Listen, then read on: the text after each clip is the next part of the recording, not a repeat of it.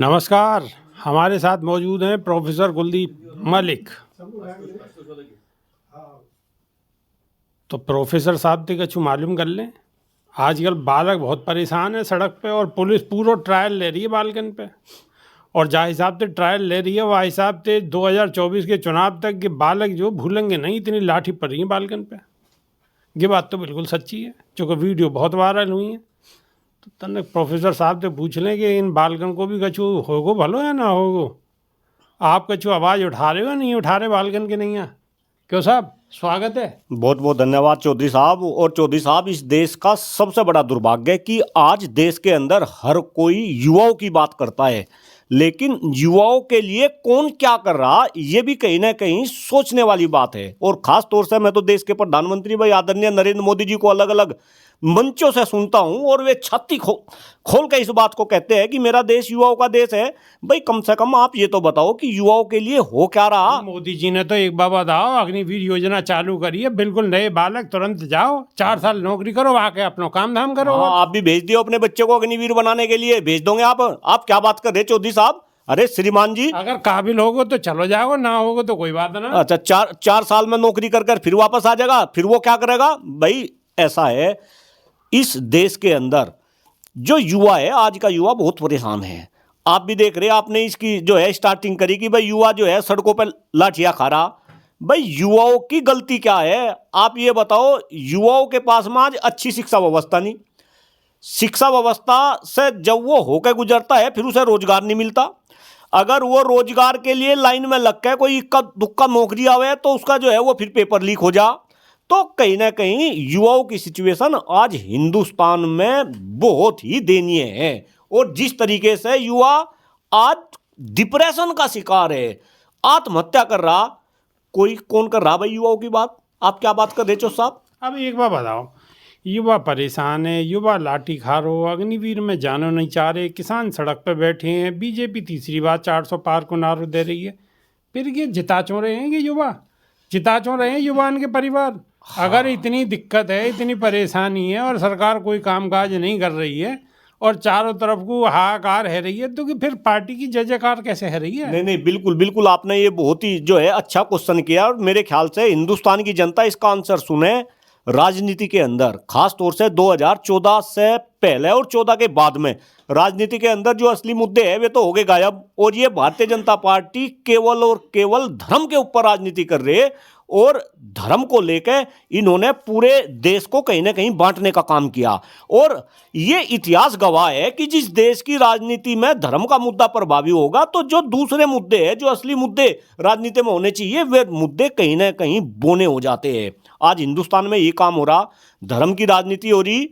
आप केवल और केवल धर्म का चश्मा लगा कर आपको सब कुछ हरा हरा दिख रहा, जबकि मैं तो अलग अलग मंचों से इस बात को कहता हूं कि धर्म अपनी जगह है। राजनीति के अंदर तो सबसे बड़ा मुद्दा शिक्षा का होना चाहिए। और खास तौर से आपके थ्रू हिंदुस्तान के मीडिया के लोग भी ये समझे, क्या कोई मीडिया है, किसी के अंदर हिम्मत है जो राजनीति की बात करे? डॉक्टर कुलदीप जो शिक्षा की बात करे, डॉक्टर कुलदीप मलिक अपने 8 सूत्रीय कार्यक्रम को लेकर पूरे हिंदुस्तान के अंदर एजुकेशन व्यवस्था के ऊपर हल्ला बोल रहा है। भाई किसी की हिम्मत कोई इन 8 जो है मांगों को सुने? तो आपको क्या है, ये मांग क्या है आपकी? आप भी अपनी मांग बताओ, है सके सरकार की समझ में आ जाए कोई मांग? नहीं, एक बात बताओ, मैं तो अलग अलग जगह इन मांगों को चिल्ला रहा। भाई मेरी जो 8 मांग है, इसमें से सबसे जो पहली मांग है कि भाई सरकार शिक्षा के बजट को बढ़ा दे।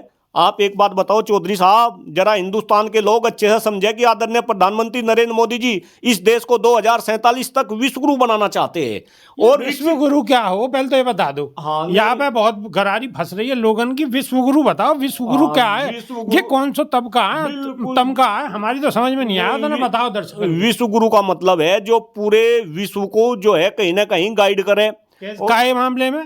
हर मामले में गाइड करे। ये तो 2047 तक विकसित बनाना चाह रहे हैं इस देश को, और सारे देशवासियों को इस चंगुल में फंसा रखा। लेकिन आपके चैनल के माध्यम से आदरणीय प्रधानमंत्री नरेंद्र मोदी जी से मैं इस बात को पूछना चाहता हूं कि क्या इस देश में शिक्षा व्यवस्था को सुधारे बगैर ये देश विश्व गुरु बन सके क्या? देखो साहब, एक मिनट साहब, जी। एक मिनट तब ना विश्व गुरु वाली बात है, दोबारा समझाओ। हम नहीं समझे और ना हमारे मेरे ख्याल से दर्शक समझे होंगे। चौधरी साहब, ये विश्व गुरु क्या है, मान लो विश्व गुरु क्या है, ये बात चौधरी समझ साहब नहीं आई। आप भी समझ रहे और दर्शक भी समझ रहे, और मैं बताऊं तुम सारे के सारे सब गोलमोल कर रहे मामले को। यहाँ सब कुछ हर कोई हर चीज को समझ रहा, लेकिन दिक्कत भी है कि हम समझने के बावजूद भी हम बोल नहीं पा रहे। आज आप किसी से भी बात करो, हर किसी को हर बात का पता। आप एक बात बताओ, मैं शिक्षा व्यवस्था की बात कर रहा, मैं अपनी 8 मांगों की बात कर रहा। सबसे पहली मांग उसमें यह है कि सरकार शिक्षा के ऊपर बजट बढ़ावे। कोई भी देश अगर विकसित बना, और जितने भी देश विकसित है आप वहां पर देखो, एजुकेशन का जो बजट है वो जीडीपी का 6% से ज्यादा है। और हमारे यहाँ हिंदुस्तान में जब से ये देश आजाद हुआ 3% से हमेशा बजट कम रहा। और आप जिस भारतीय जनता पार्टी की बात कर रहे हैं, आप मोदी जी की बात कर रहे हैं, कोरोना काल के अंदर ऐसी रिपोर्टें, सब जगह से ऐसी रिपोर्टें आई कि भाई आप एजुकेशन में बजट बढ़ा दो। लेकिन बजट बढ़ाने को तो ये गए, इन्होंने एजुकेशन के बजट को कम कर दिया। अरे चौधरी साहब, ये चाहते ही नहीं कि हिंदुस्तान का युवा अच्छे से पढ़ ले। बाबा साहिब अंबेडकर ने कहा था कि शिक्षा उस शेरनी का दूध है जो पिएगा वो ही दाढ़ेगा। अगर इस देश में अच्छी शिक्षा व्यवस्था हो जाए, गरीब का बच्चा यहाँ पे पढ़ने लगे, तो वो इन नेताओं से क्वेश्चन करेगा, और फिर देश की राजनीति में जाति धर्म संप्रदाय की बात नहीं चलेगी। देश की राजनीति में अच्छी शिक्षा व्यवस्था की बात चलेगी, हम सभी के खराब होते हुए स्वास्थ्य की बात चलेगी, इस देश के खराब होते हुए पर्यावरण की बात चलेगी, इस देश में बढ़ती बेरोजगारी की बात चलेगी, इस देश में जो है किसानों की बात चलेगी, इस देश की अर्थव्यवस्था को मजबूत करने की बात चलेगी। आपकी 8 सूत्रीय मांग में एक मांग तो यह हैगी कि शिक्षा को बजट बढ़ाया जाए। जी, और बताओ। नहीं, दूसरी मांग है कि देश में सम शिक्षा व्यवस्था लागू की जा। अब आपका क्वेश्चन ये रहेगा कि भाई सम शिक्षा व्यवस्था का क्या मतलब है? सम शिक्षा व्यवस्था का मतलब है कि अमीर का बच्चा, गरीब का बच्चा, मंत्री का बच्चा, संतरी का बच्चा, डीएम का बच्चा, सीएम का बच्चा, सब एक जगह पढ़े, एक जगह। अब हो क्या रहा, जैसे ही बच्चा मां के पेट से निकला, शिक्षा को लेकर उसका फ्यूचर डिसाइड हो जा। गरीब का बच्चा सरकारी स्कूल में जाएगा, वहां वो मक्खी वाली और जो है मच्छरों वाली वो खिचड़ी खाएगा। अमीर का बच्चा हॉर्लिक्स का दूध पिएगा, बादाम खाएगा, काजू पिस्ता खाएगा, और वो प्राइवेट स्कूल में जाएगा, एसी की बस में जाएगा, एसी क्लासरूम में बैठेगा। और फिर जब ये बच्चे अपनी एजुकेशन पूरी करने के बाद ये बाहर आएंगे, अब मुझे बताओ कौन जीतेगा? अमीर का जीतेगा, गरीब का जीतेगा? एक बार बताओ, तो फिर तो विश्व गुरु कैसे बन जाओगे? बड़े बड़े नेताओं के बालक तो सब बाहर जा रहे हैं विदेशन में पढ़ने, तो तब वो हमारे तुम्हारे बालकन के संग तो ना पढ़े। अरे चौधरी साहब, यही तो बात सोचने वाली है, यही बात सोचने वाली है कि भाई ये नेता तो इस शिक्षा व्यवस्था में अपने बच्चों को पढ़ाते नहीं, और हमारे बच्चे यहाँ पे जो है पढ़ रहे, और ये कह रहे इस देश को विश्व गुरु बना देंगे। अरे विश्व गुरु ये तो खमा खा के जंजाल में जो है फंसा रहे जनता को, कहीं ना कहीं जनता को ये बात समझनी बात तो पड़ेगी। बताओ, आपकी 8 सूत्री मांगन में 2 मांग है कहीं जी अब इन सब मांगन से पहले एक मेरी सवाल है। और जी जी एक सवाल ये है कि आपकी मांग तो जब मानी जा बाबा, जब ये बालक तो पढ़े लिखे लाइन में लग रहे हैं, इनके पर्चा रोज लीक है रहे, रोज बेचारे डंडा खा रहे हैं, उनके परिवार वाले कैसे कैसे करके उन्हें पढ़ा रहे हैं, अपना पेट काट काट के। गरीब माँ बाप उन्हें बड़ी शिक्षा देने के नहीं, यहाँ जन कहाँ से पैसा इकट्ठो करके ला रहे हैं, और बाद में रिजल्ट डबल जीरो, गई भैंस पानी में उनकी। तो ये शिक्षा पे आप बात कर रहे हो, बहुत अच्छी बात है। और जो आपकी जो यहाँ में आपने 8 सूत्री मांग है, तो आपने 2 मांग अभी बताई हैं, दोनों बहुत बेहतरीन है, लेकिन याके करने का नहीं आता। वो 56 इंच से बड़ो सीना वालो दिलदार आदमी चाहिए जब ये बाबे को। नहीं, और 56 इंची का सीना तो बता रहे आदरणीय प्रधानमंत्री नरेंद्र मोदी जी का, तो क्यों नहीं करते इन मांग को पूरी, क्यों नहीं करते? और रही बात आप किस एजुकेशन व्यवस्था की बात कर रहे चौधरी साहब, हिंदुस्तान के युवा और खास तौर से हिंदुस्तान के नेता इंडिया स्किल्स 2023 की रिपोर्ट पढ़े। मैं सबको खुली चुनौती दे रहा, अगर आप इस रिपोर्ट को पढ़ेंगे तो पूरी की पूरी एजुकेशन व्यवस्था का खुलासा होगा। ये रिपोर्ट ये बता रही कि आज हिंदुस्तान के अंदर जितने युवा जॉब के लिए जाते हैं, उनमें से 50% युवा जॉब के लायक ही नहीं। अगर आप इसमें अलग अलग स्ट्रीम को देख के, खास तौर से चूंकि मैं तकनीकी में प्रोफेसर हूं, जितने बच्चे आज तकनीकी क्षेत्र में ग्रेजुएट हो रहे, उनमें से 63% यानी कि 63% बच्चे जॉब के लायक नहीं। यानी कि हम उन्हें डिग्रियां तो दे रहे, लेकिन उसके अंदर स्किल्स हम नहीं डाल पा रहे। और आदरणीय प्रधानमंत्री कह रहे स्किल्स इंडिया और फलाना इंडिया ढिकाना इंडिया। अरे आप कैसे जो है लोगों का बेवकूफ बना रहे? तो ऐसी कैसी ये एजुकेशन व्यवस्था, इस शिक्षा व्यवस्था को आपको कहीं ना कहीं जो है इसमें चेंज करना अच्छा, पड़ेगा। 8 सूत्री मांग में थे, अब आप तीसरी मांग बताओ अपनी। तीसरी मांग है कि इस देश में सभी के लिए शिक्षा मुफ्त हो। चौधरी साहब, आप अलग अलग विकसित देशों की बात करो, कई सारे देश ऐसे हैं, आप जर्मनी की बात करो, आप जापान की बात करो, अरे एजुकेशन जो है फ्री है। आप एक बात बताओ, ये गरीब का बच्चा कैसे पढ़ेगा? आप फ्री की बात कर रहे हो, यहाँ काहे कि एक बालक है शहर में, वो बालक पढ़ाने में ही दुखी है, 15-15, 20-20 हजार रुपया फीस के जा रहे हैं छोटे छोटे बालकन के। अरे चौधरी साहब, यहाँ जनता को यह भी समझना पड़ेगा कि जो फ्री में देनी चाहिए सरकार, वो तो चीज फ्री में दे नहीं रही। 5 किलो राशन और ये जो है 1 लीटर तेल है, ये तो फ्री में दे रही है। अरे अगर आपको इस देश में कुछ फ्री करना तो आप एजुकेशन को फ्री कर दो। और मैं तो खास तौर से भारतीय जनता पार्टी वालों को याद दिला रहा, अटल बिहारी वाजपेयी जी की बात। अटल बिहारी वाजपेयी जी ने केवल एक बात कही थी संसद के अंदर कि सरकार को अगर कुछ मुफ्त देना, वो शिक्षा मुफ्त दे दे, स्वास्थ्य मुफ्त दे दे और न्याय मुफ्त दे दे। इसके अलावा अगर सरकार कुछ भी मुफ्त देगी तो वो देश को कमजोर करेगी और जनता को अपाहिज करेगी। अब आप एक बात तो बताओ, आप ही अपने आप कह रहे हो कि शिक्षा को शेरनी को दूध है, जो पीवे को दहाड़े को। अब मानो सरकार ने इन्हें विश्व प्या दियो दूध शिक्षा को, तो सब दहाड़न लगेंगे, फिर तो काम कौन करेगा? आप ही दहाड़ रहे हो अकेले, फिर सब दहाड़ नहीं। दहाड़ने का मतलब है, एक बात बताओ भाई, जिन देशों में शिक्षा के दम पे, आप अमेरिका की बात करो, कैसे आगे बढ़ रहा अमेरिका, कैसे आज विश्व गुरु है अमेरिका, शिक्षा के दम पे, तकनीक के दम पे। अरे श्रीमान जी, आप क्या बात कर रहे हैं? अगर इस देश में एजुकेटेड लोग हो जाएंगे, शिक्षित लोग हो जाएंगे, तो फिर वे देश के जो नेता है इनकी चाल में नहीं समझेंगे। फिर वे हिंदू मुस्लिम की बात नहीं करेंगे, जाति धर्म संप्रदाय की बात नहीं करेंगे। वे इन नेताओं से पूछेंगे कि आप देश के लिए क्या कर रहे हैं, वे इनका रिपोर्ट कार्ड लेंगे, अच्छे नेता को चुनेंगे।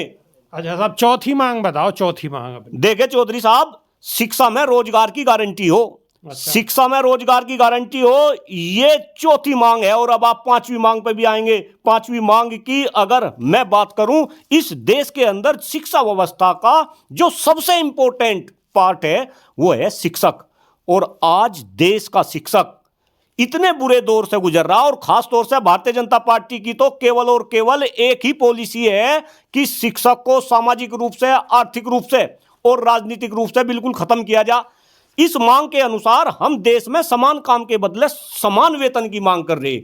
आप देखो, मैं तो चूंकि एमएलसी शिक्षक वर्ग का मैं चुनाव लड़ा मेरठ सहारनपुर मंडल में, और मैं जब घूमा मुझे ये पता चला इस देश के शिक्षक चौधरी साहब जो प्राइवेट क्षेत्र में काम कर रहे हैं, वे 5-5, 10-10 हजार रुपए में काम कर रहे हैं। यानी अगर एक मजदूर की बात करें तो मजदूर भी 500 रुपए की दाढ़ी के हिसाब से 15,000 रुपए जो है एक महीने के लिए रहा। तो मैं मोदी जी और योगी जी से ये पूछना चाह रहा कि आज देश का शिक्षक क्या आर्थिक रूप से मजदूर से भी जो है कमजोर हो गया? और आप ऐसे देश को विश्वगुरु बनाने की बात कर रहे हैं, आप विकसित बनाने की बात कर रहे हैं। ऐसा कभी नहीं हो सकता। बिल्कुल गंभीरता के साथ आज आपके चैनल के माध्यम से शिक्षक की आर्थिक स्थिति मजबूत होनी चाहिए। यानी कि जो 5-5, 7-7 हजार में शिक्षक जो अपनी शिक्षा दे रहे हैं, तो वो बहुत ज्यादा कम है। सीधो का मतलब आपको क्या है? क्यों, आपको नहीं लगता ऐसा है? हाँ जी, बिल्कुल है। अरे मैं तो कह रहा, आज एक शिक्षक खुद अपने बच्चों को अच्छे विद्यालय में पढ़ा नहीं सकता। हम यहाँ ग्रेटर नोएडा के अंदर बैठे, एक बच्चे का खर्चा कम से कम 20,000 रुपए का खर्चा, अगर 2 बच्चे किसी का हो, कितना हो गया? 40,000। 40,000 शिक्षक की तनख्वाह नहीं कैसे पढ़ाएगा? अरे जब अपने बच्चे को एक शिक्षक शिक्षित नहीं कर सकता तो वो विद्यालय में जाके क्या करेगा? आज का शिक्षक तो बेचारा दिमागी रूप से जो है परेशान हो रहा। शिक्षक का आज समाज के अंदर शोषण हो रहा। जितनी भी प्राइवेटाइजेशन इस एजुकेशन का कर दिया, सारे के सारे शिक्षकों का शोषण ही तो कर रहे भाई। आप इसमें एक्सेप्शन को भूल जाओ। आप बात करोगे कि भाई फला जगह, लेकिन अगर आप ओवरऑल देखें तो आज शिक्षक की हालत बहुत ही दयनीय है। और सबसे गंभीर बात कि आज शिक्षक के बारे में कोई बोलता नहीं। आप देखो राजनीति में शिक्षक की कौन बात कर रहा? आपको किसान के नेता मिल जाएंगे, आपको मजदूर के नेता मिल जाएंगे, आपको अलग अलग धर्म के नेता मिल जाएंगे, लेकिन शिक्षक नेता तो बस आपको डॉक्टर कुलदीप मलिक ही मिलता होगा, जिससे आप कभी कभी जो है बात कर लो। ना जी, की बात तो बिल्कुल सही है। हमारी जानकारी में तो बस आप ही हो, सब झूठ बोलने में क्या फायदा? जब बिल्कुल सही बात बोलेंगे, चूंकि यहाँ का कोई वैसा मामला तो है ना, कोई दुआ सलाम बारो। जबकि चौधरी साहब में अब एक बार बताओ, 7वीं और 8वीं मांग और बताओ, क्योंकि वीडियो भी लंबी है। नहीं, वीडियो तो लंबी होती जा रही, पर मैं ये कह रहा, जो 8वीं मांग बताता हूं मैं। सबसे पहले हमारी 8वीं और लास्ट मांग है कि शिक्षक को राजनीति में आरक्षण मिले। इस देश में आरक्षण की बड़ी बात हो रही। मैं आपको बताऊं, आजादी से पहले और आजादी के बाद में देश की राजनीति में शिक्षकों का बहुत बड़ा इन्वॉल्वमेंट था। अगर आप देखें आजादी के बाद जो हमारे उपराष्ट्रपति थे डॉक्टर सर्वपल्ली राधाकृष्णन, वो शिक्षा समाज से आते थे, वे देश के दूसरे राष्ट्रपति बने। इस देश में एक ऐसा दौर भी आया जब देश के प्रधानमंत्री और देश के राष्ट्रपति दोनों शिक्षक थे। मैं बात कर रहा यहाँ पे आदरणीय जो है मुखर्जी साहब की और डॉक्टर मनमोहन सिंह की, दोनों शिक्षक समाज से आते थे। लेकिन आज के टाइम में शिक्षक कितने राजनीति में है और शिक्षक राजनीति में क्यों नहीं, ये भी आप समझो। शिक्षक राजनीति में इस वजह से नहीं क्योंकि सबसे ज्यादा बुद्धिजीवी अगर कोई वर्ग है वो शिक्षा समाज का वर्ग है। अगर ये शिक्षक राजनीति में आएंगे तो ये जो अनपढ़ जाहिल गंवार लोग देश के अंदर राजनीति कर रहे हैं उनकी राजनीति ये खत्म कर देंगे। तो डॉक्टर कुलदीप मलिक अपनी लास्ट मांग के तहत ये सरकार से डिमांड करता है और सभी शिक्षकों के सामने अपनी इस बात को रख रहा कि शिक्षकों का राजनीति में आरक्षण होना चाहिए नीचे से लेके ऊपर तक, तब ये राजनीति शुद्ध होगी और तब ये देश विकसित बनेगा। अदरवाइज कोई कहता रहो। लो जी, अगर विश्वगुरु बनाना हो तो मलिक साहब की बात सरकार तक पहुंच जाए तो इनकी बात पे भी गौर ही कर दो, क्योंकि अगर विश्वगुरु बनना हो जब बन पाओगे, वरना फिर तो मुश्किल है। चलो, मलिक साहब ने अपनी 8 सूत्री मांग बिल्कुल रख दी है और आपकी भी समझ में आई होगी। बहुत पते की बात कही है। अब पते की बात कितने पते पे पहुंचेगी कि तो आने वालों भक्ति बता पाओ, लेकिन मलिक साहब अपनी बात को जोर शोर से पब्लिक में और समाज में रख रहे हैं। धन्यवाद साहब, बहुत बहुत धन्यवाद। अभी के नहीं है, सिर्फ इतना ही। और नई वीडियो में फिर आपसे रूबरू होंगे। जब तक के नहीं है देसी देख बिगड़ ब्रेक बगैर लाग लपेट बिल्कुल देसी अंदाज में। बहुत बहुत धन्यवाद।